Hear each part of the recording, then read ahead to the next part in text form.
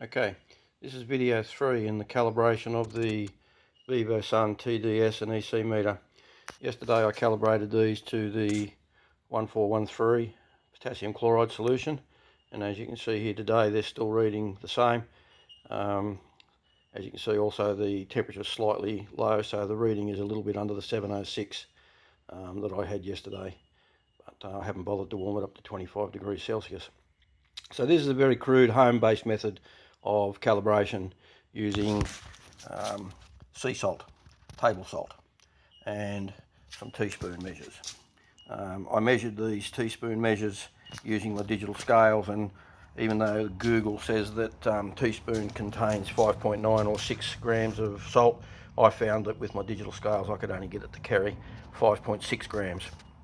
Dividing a teaspoon of salt up into half and then half the half, quarters, I get 2.810, a 1.404 and a 1.412. So you can get reasonable accuracy just doing it by eye with a razor blade on a mirror or a sheet of glass or something like that.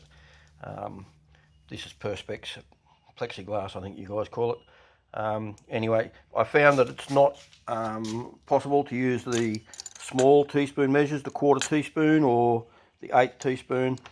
They're wildly inaccurate when you compare them to a teaspoon measure. So use a teaspoon and divide it up. Now I did the calculations that if I put 1.4 grams of water, 1.4 grams of salt, sorry, 1/4 of a teaspoon into 4 litres of rainwater, assuming the rainwater has a small amount of TDS already, I'm going to end up with a parts per million of approximately 360. So, 400, 360, somewhere around there. And to just check that, here's the solution that I made up, and there's the TDS meter, and we should see that will go to around about 360 or so. It's at 345, 344, 346, so 350, 360, depending on temperature. So what I'm going to do now is I'm going to calibrate this Vivosun pen in this saltwater solution, give it a little bit of a rinse. Being approximately 360 means that I have to calibrate this in EC mode to double that figure, which is 720. So I change the mode to the EC mode, and you can see that it's reading 690 already, reasonably calibrated. But I'll go through the calibration process. Press and hold the mode button, calibrate button, for 3 to 5 seconds. It starts to flash, and now I'll use the up button to program this to 720, going in short bursts so I don't overshoot the mark like I did yesterday.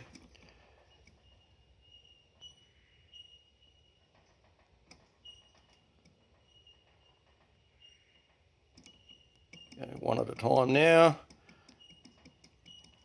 706, 707.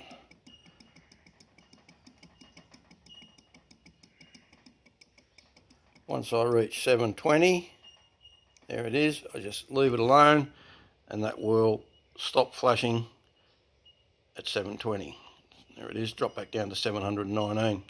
Now, what I'm going to do is test this device, give it a rinse, put it back in the known 1413 solution. I'm expecting the results to be a little bit out because with any meter you need to calibrate it close to the concentration of the solution that you intend to measure. So this is calibrated to a slightly different scale. I imagine that it's going to be a little bit out. So I've now got 676 parts per million reading on the Vivosun, and 652 reading on the TDS. They were both reading 690 something earlier, so the temperature's obviously dropping and things have been affected in a certain way. Anyway, now what I'll do now is I'll give these both a rinse and test them in the known 1000 parts per million NaCl solution and see what results I get. So here's the Vivosun, and here's the HM Digital TDS3. Now they should both read somewhere in the vicinity of 1000. remembering that the temperature is a bit low, so I expect them to be under, but they should be relatively close. So this one's gone to 976, 978, and this one is sitting at 939, 941.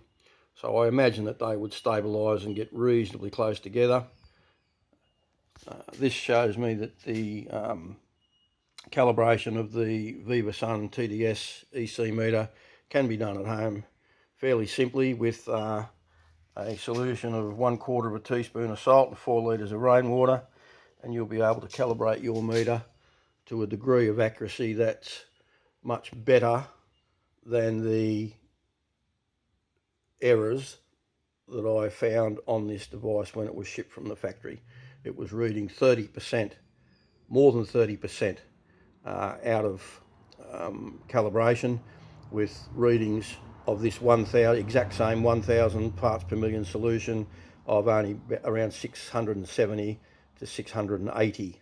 So even allowing for a small amount of error, you can see that just calibration with a simple saltwater solution gives you a reading that's close enough to be acceptable in most applications.